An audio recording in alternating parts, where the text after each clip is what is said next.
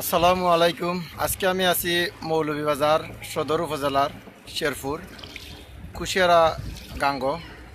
আমি কুশিয়ারা গাঙ্গর মানে নদীর মাঝে কতটুকু পানি বাড়ছে আপনারা দেখাইমু। আমি শেখ জুয়েল আহমদ আছি আপনার লগে। এই মুহূর্তে আমি আছি একটা নৌকার মাঝে আছি। আমি নৌকার মাঝে আছি। আমি নৌকা থেকে আমি আপনারা দেখানোর চেষ্টা করবো। নৌকা উঠলাম ও কারণে যে নৌকাটা কি মানে ফার দেখাইলে সব কিছু সঠিকভাবে দেখানি যায়, ও কারণে আমি নৌকার মাঝে উঠছি। তো আশা করি আপনারা সকল লগে থাকবা আর সে কোন থেকে দেখরা আমরা এই কমেন্টের মাধ্যমে জানাইবা। যারা শেরপুর দেখতে চাইরা, শেরপুরের বর্তমান পরিস্থিতি জানতে চাইরা, তারা সকলে জানতে পারবা যে শেরপুরের কুশিয়ারা নদীর মাঝে কতটুকু পানি বাড়ছে এবং কুশিয়ারার নদীর যে আশেপাশের যে মানুষ আছেন তারা কতটুকু মানে পানিবন্দি আছেন, কি পানি উঠছে কি উঠছে না, এগুলা জানতে পারবা। তো আমি ওখান দেখাইলাম আপনারা শেরপুর যে ফুলর যে তোল আছে ওই লোকের শেরপুরের ব্রিজ। আমি গইরা দেখাই আপনার ওটা ওই লোকের শেরপুরের ব্রিজ, ওই লোকের শেরপুরের যে ফুলর তল।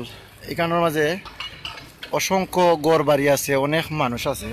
তারা আবার শেরপুরের মানে স্থায়ী বাসিন্দা হয়ে গেছেন তারা। তো এখানেও অনেক মানুষ আছে, এখানে তারা অনেক মানুষ থাকে। তো অনেক সময় যখন কুশিয়ারার নদীর পানি বাড়ি যায় তখন তারা বাড়িত মানে ও বাড়িত টাকাটা তারালে মুশকিল হয়ে যায়। তারার গড়ের মাঝে পানি উঠে যায়। M A Latif Majumdar by election অসাধারণ, আসানা মজুর আছেন মার্শাল্লাহ, Turan Mia by election okay London, MD Jamil Ahmed Jamil ভাই ইলেকশন ভাই আমি উমান তাই দেখতেছি।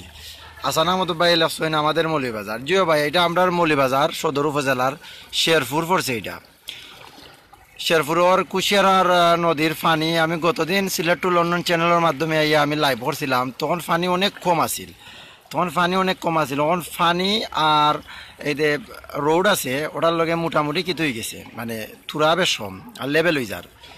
ওই দেখুন একবারে লেভেল হয়ে যার। গাঙ্গর যে ফার আছে ফারের লগে একদম লেভেল হয়ে গেছে। তা তোরা এখন আধা বিল্লস বা এখন বিল্লস ওলাগান বেশ সময় গো।